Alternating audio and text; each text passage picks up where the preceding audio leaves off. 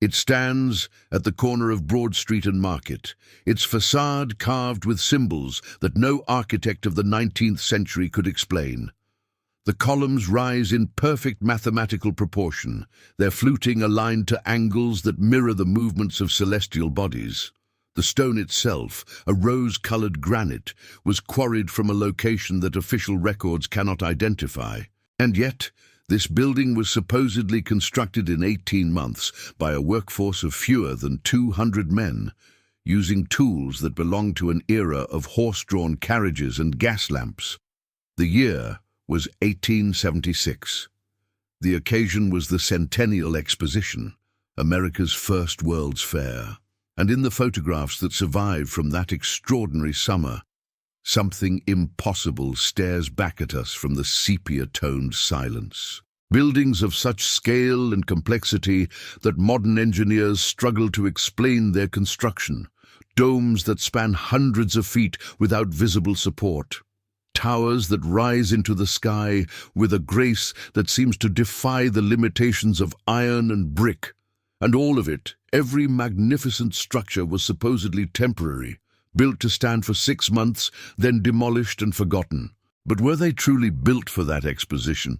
Or were they already there, waiting to be discovered, waiting to be explained away as the work of ambitious Victorian architects? This is the question that haunts the margins of American history. This is the silence that echoes beneath the stones of every grand building from coast to coast. This is the story of Tartaria, the civilization that official history has labored to erase. The journey begins not with answers, but with observation. It begins with the simple act of looking at what remains and asking questions that conventional scholarship refuses to entertain. Consider the photographs of the 1876 Centennial Exposition in Philadelphia. The main exhibition hall alone covered 21 acres under a single roof. Its iron framework required over 6,000 tons of material.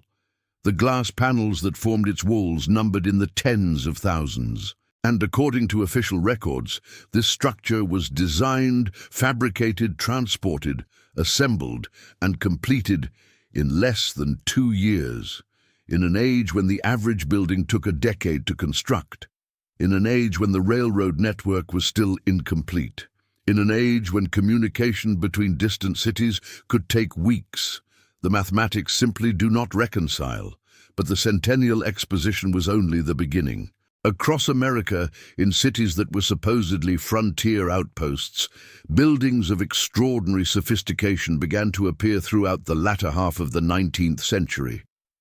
Courthouses with marble interiors that rivaled European palaces, train stations whose vaulted ceilings seemed designed for cathedrals rather than commerce, libraries whose architectural details required skills that belonged to civilizations centuries older than the young American Republic.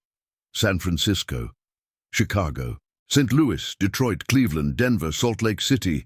In each of these cities, the pattern repeats. Magnificent structures appear in the historical record with construction timelines that strain credibility. Photographs show these buildings standing complete and perfect, surrounded by muddy streets and wooden shacks. The contrast is jarring. It is as though monuments from another age were simply dropped into the American landscape, then claimed as the proud achievements of local builders and civic ambition. The official explanation is always the same: American ingenuity, the can-do spirit of a young nation, the unlimited resources of a continent awaiting exploitation. But when examined closely, these explanations dissolve into contradiction. Take the case of the San Francisco City Hall, completed in 1899. The building featured a dome that rose over 300 feet above street level, covered in copper that would have required mining operations on an industrial scale. The interior featured marble imported from Italy, granite from Scotland, and decorative metalwork that demanded artisans of the highest skill. The building cost over $6 million, a sum that represented a significant portion of the entire city's annual budget. And yet, San Francisco in 1899 was barely 50 years removed from being a collection of tents and wooden structures hastily erected during the gold rush. Where did the expertise come from? Where did the infrastructure develop? How did a city that could barely pave its own streets manage to construct one of the most elaborate civic buildings in the Western Hemisphere? The photographs tell one story, the official records tell another, and in the space between them, something vast and hidden begins to take shape. This is not a tale of conspiracy. It is not an accusation of deliberate deception. It is simply an invitation to look more carefully at what we have been told and to notice the details that do not fit the narrative we have inherited. Throughout the 19th century, the United States experienced what historians call the greatest building boom in human history. Cities that did not exist in 1800 boasted populations of millions by 1900. Infrastructure that should have taken generations appeared within decades, and at the center of it all, in every major city, stood buildings of such grandeur that they seemed to belong to a different civilization entirely.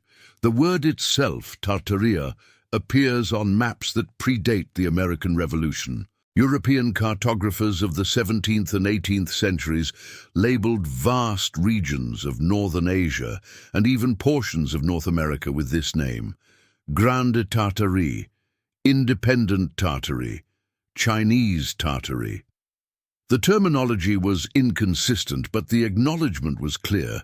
There existed a civilization, or collection of civilizations, that mainstream European scholarship did not fully understand. By the 19th century, these labels had disappeared from official maps. The territory they once described had been absorbed into the Russian Empire, the Chinese Empire, and the expanding claims of Western colonial powers. The name Tartaria itself became a footnote, a curiosity, an outdated term that modern geography had rendered obsolete. But names can be erased more easily than buildings, and across America, in cities that supposedly sprang from nothing, the architectural evidence remains.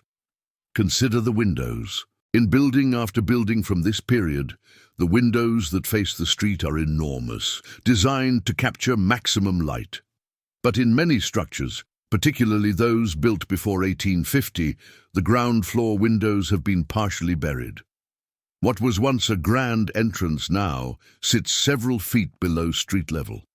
What were once windows into well-lit rooms now peer out from semi-basements, their lower portions hidden beneath accumulated soil.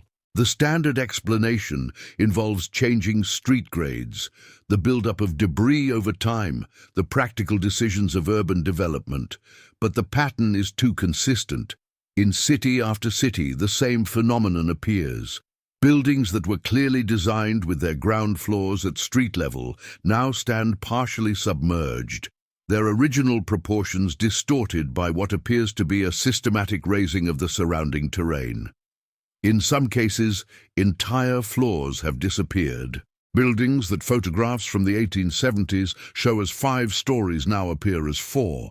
The architectural details of their facades terminate abruptly at a line of brickwork that suggests continuation beneath the surface. And when urban excavations occasionally breach these buried spaces, the discoveries are strange. Cobblestone streets beneath modern foundations, windows that open into darkness, doorways that lead nowhere. These are not the signs of gradual accumulation. They are the marks of burial, the fingerprints of erasure. What happened to America in the 19th century? What civilization flourished here before the official founding of the Republic? And why has every effort been made to attribute its achievements to a society that could barely have constructed them? The questions multiply, the answers recede, and in the silence beneath the stones, a forgotten world begins to stir. The evidence presented in the coming chapters will challenge everything you have been taught about American history. It will require you to look at familiar landmarks with new eyes. It will ask you to consider possibilities that official scholarship has dismissed without investigation. But before we continue, there is something important. Check if you are already subscribed to this channel. The stories we share here reveal hidden patterns in history that mainstream sources will never show you. Each video brings you closer to understanding a world that has been deliberately forgotten. Subscribe now, because what comes next will change how you see every old building you pass on the street. Chicago, 1893. On the shores of Lake Michigan, a city appeared overnight. Not a city of wood and canvas, not a temporary fairground of carnival attractions, but a metropolis of gleaming white palaces that stretched for miles along the waterfront. The world's Columbian Exposition, celebrating the 400th anniversary of Columbus's voyage, presented to the world a vision of human achievement that seemed to transcend the limitations of its age. The photographs that survive from that summer are haunting in their beauty. Grand boulevards lined with neoclassical buildings of impossible scale, reflecting pools that mirrored domes and colonnades stretching to the horizon. Sculptures and fountains of such sophistication that they appeared to belong to ancient Rome rather than industrial America. And all of it, according to official history, was built in less than 3 years. The numbers do not lie. The Manufactures and Liberal Arts building alone covered 32 acres under a single roof. Its iron trusses spanned lengths that tested the limits of contemporary engineering. Its walls rose to heights that dwarfed the largest factories of the era, and the interior could accommodate over 300,000 visitors at once, a capacity that exceeded the population of most American cities. Construction supposedly began in 1890. The fair opened in May of 1893. In that span of time, workers had to clear a swampy lakefront, establish foundations capable of supporting millions of tons of material, erect structural frameworks of unprecedented complexity, and finish every surface with decorative details that would have challenged the artisans of the Renaissance. The workforce numbered in the tens of thousands. The coordination required would have taxed the organizational capabilities of a modern corporation. And the result was not merely functional, but magnificent, a display of architectural mastery that visitors compared to the wonders of the ancient world. Then, 6 months after it opened, the White City was demolished. Every building, every sculpture, every fountain and balustrade was torn down, its materials scattered, its very memory consigned to photographs and written accounts. Fire claimed several structures. Wrecking crews handled the rest. By 1894, nothing remained but empty lots, and the single building that survives to this day, the Palace of Fine Arts, now known as the Museum of Science and Industry. The official explanation for this destruction emphasizes the temporary nature of the fair's construction. The buildings were not built to last, we are told. They were constructed of a material called staff, a mixture of plite, cement, and hemp fiber applied over wooden frameworks. They were designed to impress, not to endure. But the photographs tell a different story. They show buildings of massive solidity, with walls that appear to be stone or concrete, rather than fragile staff over wood. They show structural details that required precision engineering, not theatrical illusion. They show a city that was built to last centuries, not months. And they show something else. In image after image, the fairgrounds appear strangely empty during construction.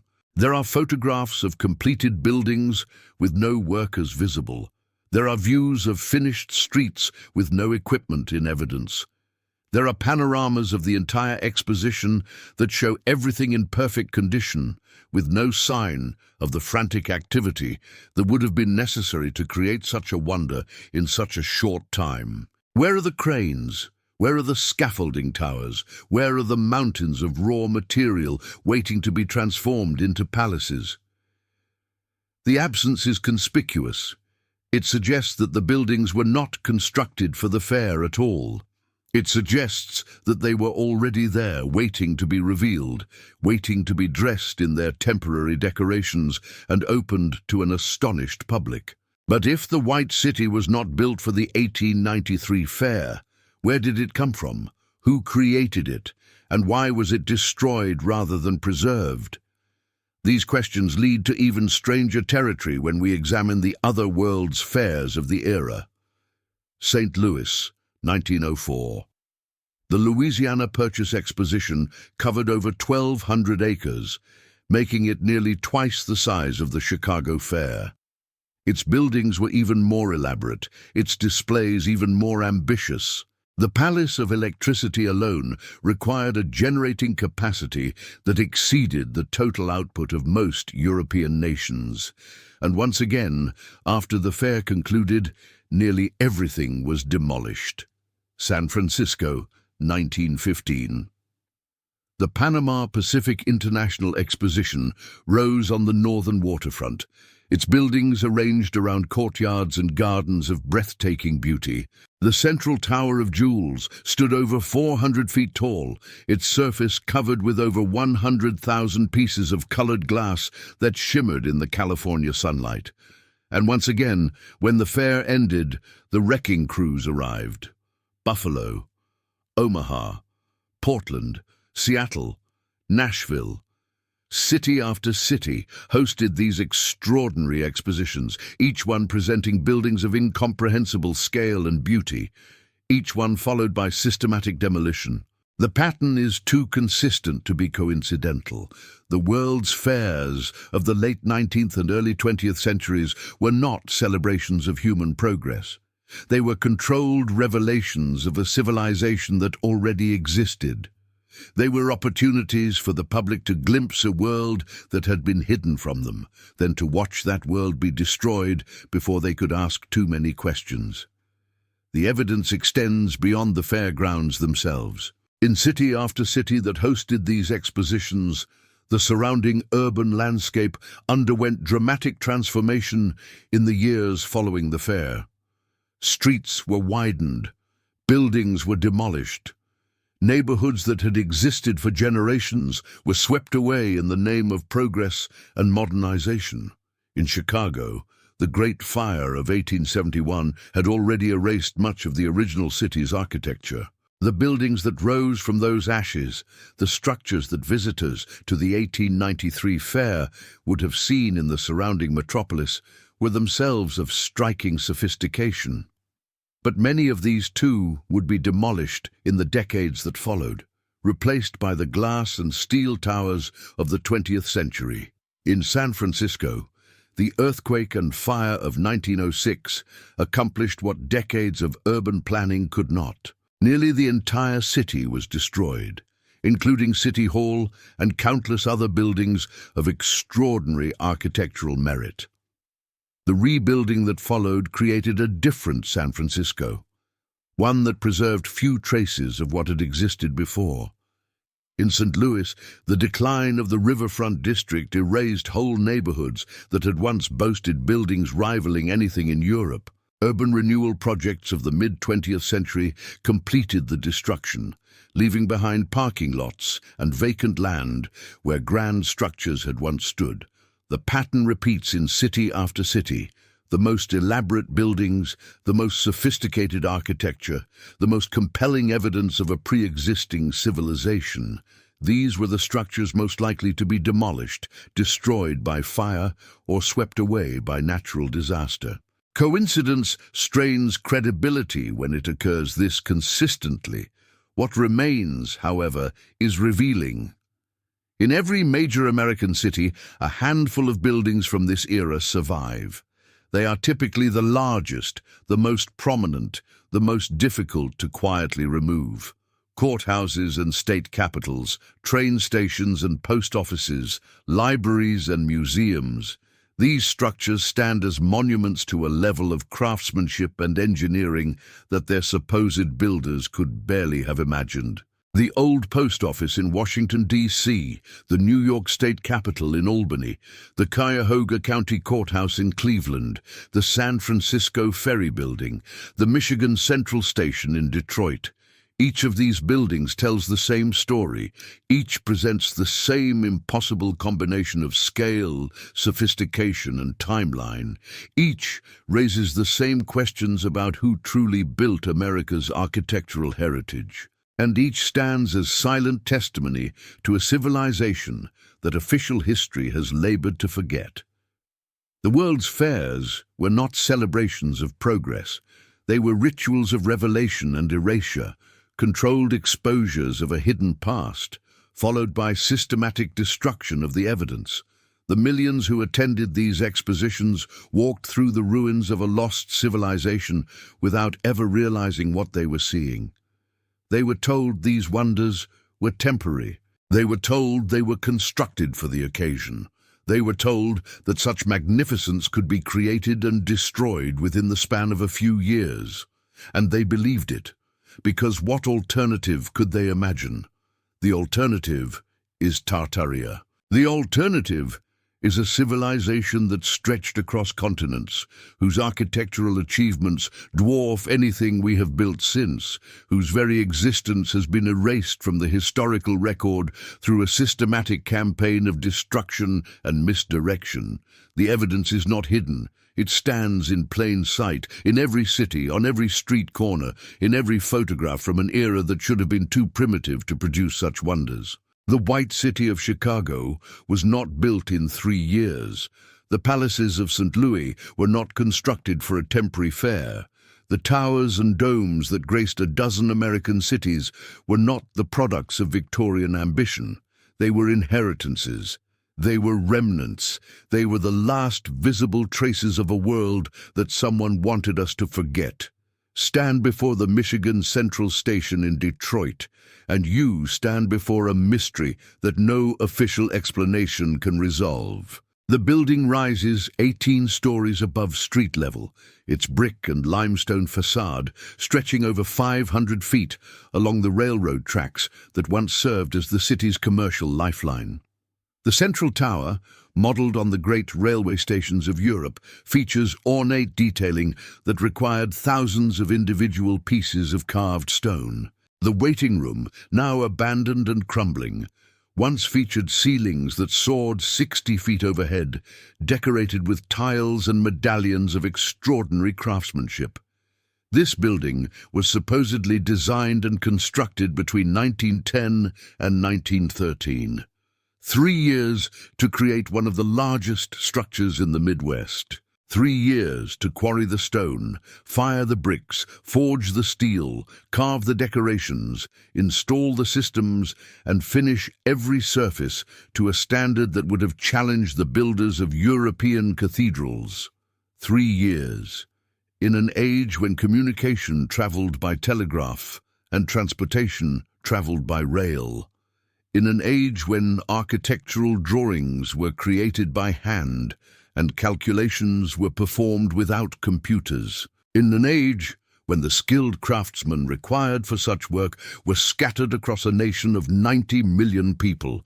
The mathematics of impossibility become even more striking when we consider what else was happening in American construction during this period. Between 1900 and 1920, the United States supposedly built more grand civic structures than Europe had constructed in the previous 1,000 years. State capitals rose in states that had been territories within living memory. Courthouses appeared in counties that had been wilderness a generation before. Train stations, post offices, libraries, and municipal buildings of staggering complexity emerged in cities from coast to coast. Each of these buildings required armies of skilled workers, stone carvers who had mastered their craft over decades, iron workers who understood structural engineering at an intuitive level, artisans capable of producing decorative details that modern craftsmen cannot replicate. And the logistics required to coordinate these specialists, to transport their materials, to house and feed them while they worked, would have challenged the organizational capabilities of a modern government. Yet the official record presents these constructions as routine achievements of American enterprise. Local newspapers from the era mention new buildings with casual familiarity, as though the appearance of architectural masterpieces were no more remarkable than the opening of a new general store. The disconnect between what was supposedly accomplished and how it was discussed at the time suggests that something fundamental has been misrep. The buildings themselves offer the most compelling evidence, not in their grandeur, which could theoretically be explained by exceptional effort, but in their details, the small features that no one would notice unless they were looking, the elements that served no practical purpose but required extraordinary skill to create. Consider the heating systems. In building after building from this era, the original heating infrastructure featured radiators of cast iron, decorated with patterns that transformed functional objects into works of art. These radiators were not mass-produced in the modern sense. Each one required individual molds, individual casting, individual finishing. The factories capable of such production would have needed to operate at capacities that dwarf anything documented in the industrial records of the period. Consider the doorknobs, not the brass fixtures that we associate with Victorian architecture, but the elaborate crystal and bronze handles that grace the most prestigious buildings. Each one cut and polished by hand, each one mounted on hardware of precision engineering, each one installed in doors of solid wood that themselves required years of seasoning before they could be worked. Consider the floors, not simple wooden planks, but intricate parquet patterns of multiple wood species fitted together with tolerances measured in fractions of millimeters. The mathematics required to design such patterns would challenge modern software. The craftsmanship required to execute them would challenge modern artisans. And yet, they appear in buildings throughout America, in cities that supposedly had no tradition of such work.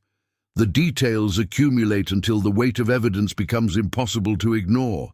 These buildings were not constructed by the society that claims them. They were inherited by that society, then gradually absorbed into a narrative that obscures their true origins. There is a moment in every investigation when the evidence stops speaking and the heart begins to listen. When the facts have been assembled and the contradictions have been noted, and all that remains is the quiet question: what does this mean? Standing in the abandoned waiting room of Michigan Central Station, surrounded by crumbling plaster and shattered glass, that question takes on a weight that transcends academic curiosity. This building was not built to be abandoned. It was built to endure for centuries. It was built with the confidence of a civilization that expected to last forever. And now it stands empty, its purpose forgotten, its beauty decaying, its very existence a rebuke to the society that cannot explain how it came to be. This is what erasure looks like, not the dramatic burning of libraries or the violent destruction of monuments, but the slow forgetting of what was once known, the gradual acceptance of explanations that do not explain, the quiet surrender of wonder to convenience. If you are watching this and you feel something stirring in your chest, something that recognizes the truth behind these images, then you are not alone. Thousands of others have felt the same recognition. Thousands of others have looked at these buildings and known, without being able to prove it, that something magnificent has been lost. Leave a comment right now with the words, "I remember what was forgotten." Let these words be your testimony. Let them connect you to everyone else who has glimpsed the truth behind the official story, because in that connection, in that shared recognition, the memory of Tartaria begins to live again. Something happened in the middle of the 19th century. Something that the historical record acknowledges but does not explain. Something that transformed the landscape of America and erased the civilization that had flourished here before. The official narrative speaks of progress, of expansion, of manifest destiny carrying American settlers across a continent that was supposedly empty, waiting to be claimed. But the photographs tell a different story. They show cities that already existed. They show infrastructure that was already in place. They show a civilization that did not need to be built because it was already there. What happened to that civilization? Where did its people go? And how did a new society come to occupy its buildings, its roads, its very foundations? The evidence points to a catastrophe of unimaginable scale. Not a single event, but a series of disasters that struck in waves throughout the mid-1800s, earthquakes that leveled cities, floods that buried entire regions under layers of mud, fires that consumed everything that remained above ground. The Great Fire of Chicago in 1871. The fires that swept through Boston, Portland, and dozens of other cities in the same decade. The earthquakes that struck Charleston, San Francisco, and the New Madrid fault zone. The floods that transformed the landscapes of the Mississippi Valley and the Great Plains. Each of these events is documented in the historical record. Each is presented as an isolated disaster, unconnected to the others.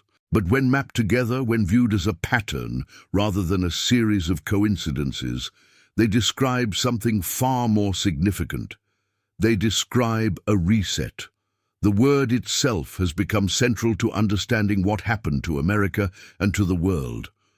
A reset is not merely a disaster, it is a deliberate wiping clean of the historical slate.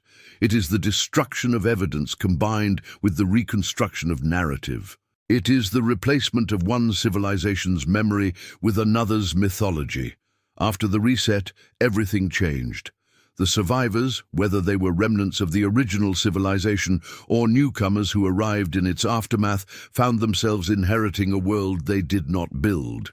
They moved into buildings whose purpose they did not understand. They used technologies whose principles they could not explain. They walked through cities whose very layout spoke of planning and sophistication that their own society could not replicate. And they did what all survivors do. They adapted, they claimed, they forgot. The process of forgetting was not instantaneous. It took generations. The first inhabitants of post-reset America knew that they were living among ruins. They understood that the buildings around them predated their own arrival. But their children grew up accepting these structures as normal, as simply the way things were, and their grandchildren learned to attribute these marvels to the ingenuity of their ancestors, transforming inheritance into achievement. This is how civilizations disappear. Not through conquest or genocide, but through the gradual replacement of memory with mythology. The buildings remain, but their meaning changes. The evidence survives, but its interpretation shifts. And within a few generations, the truth has become unthinkable. The Tartarian civilization did not vanish in a single moment of destruction. It faded through a process of cultural absorption that transformed its monuments into the foundations of a new society. Its buildings became courthouses and train stations and libraries. Its technologies became the basis for industrial revolution.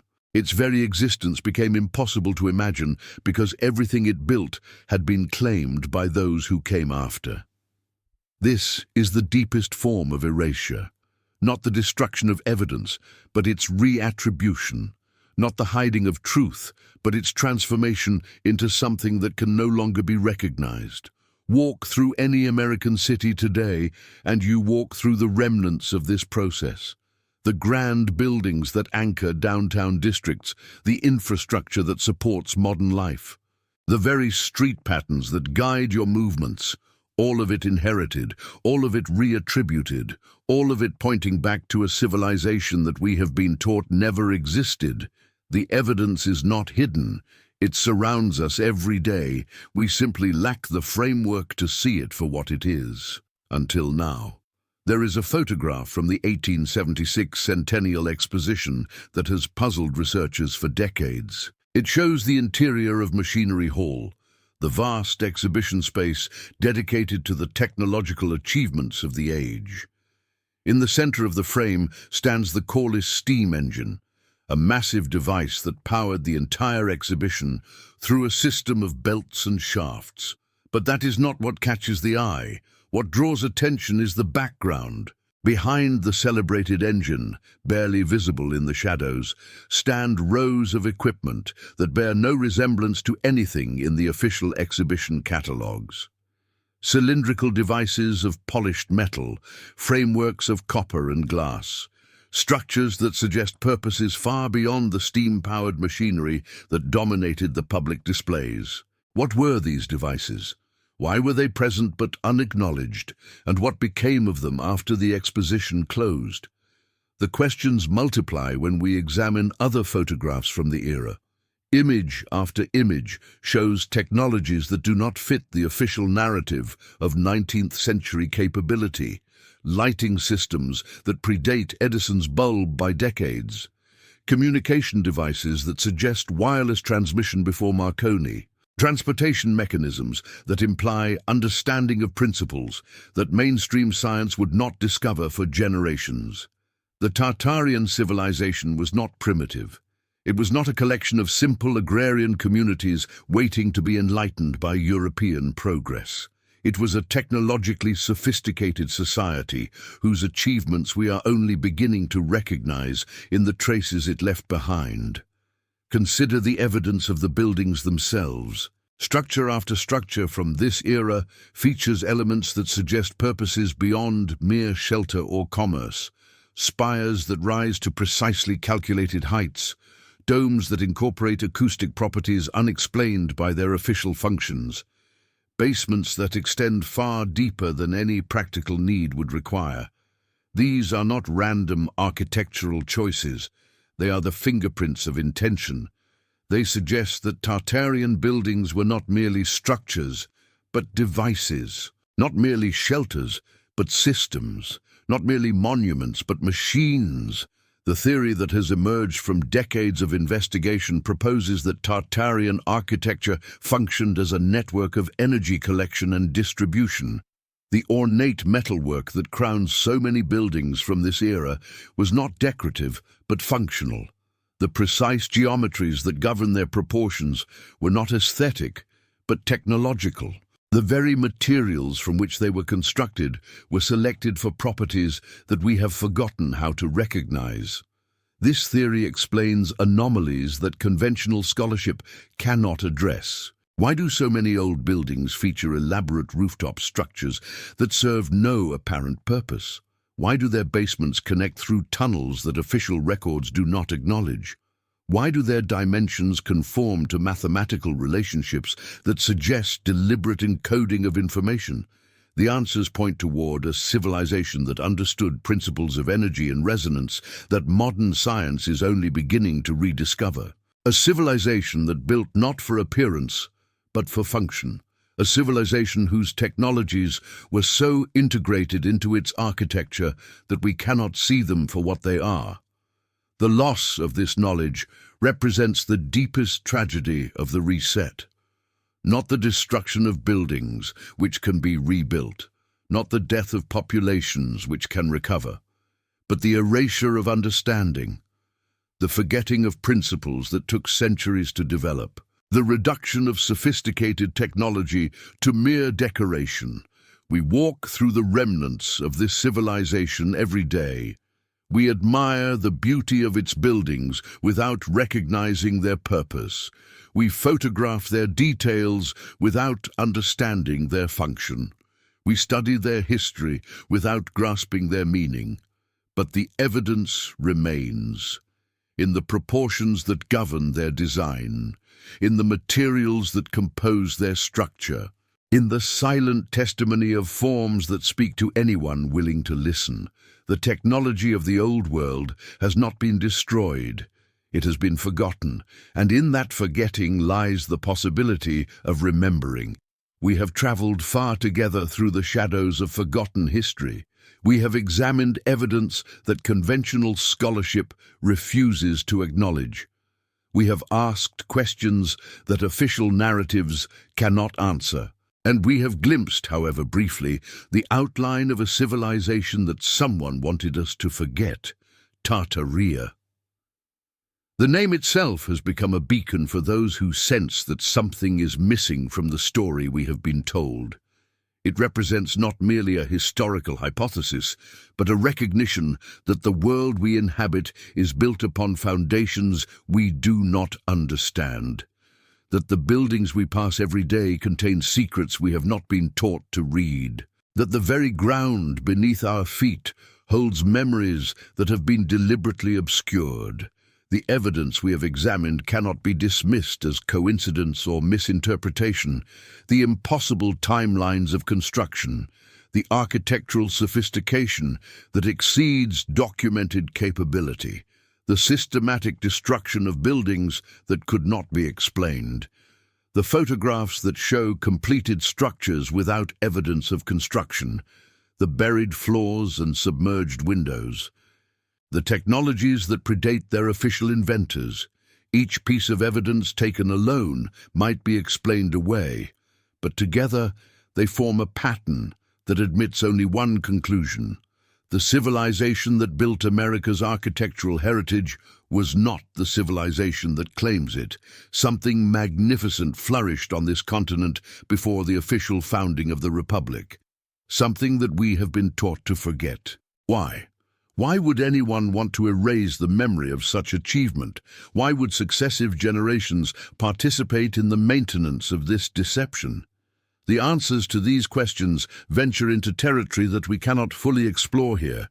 They involve considerations of power and control, of identity and legitimacy, of the very foundations upon which modern society rests. But the questions themselves are worth asking. They open doors that have been closed for too long. They invite investigations that have been forbidden for generations. What we can say with certainty is this: the truth has not been destroyed. It has only been hidden. The buildings remain. The photographs survive. The evidence accumulates with every researcher who dares to look beyond the official narrative. And most importantly, the memory persists.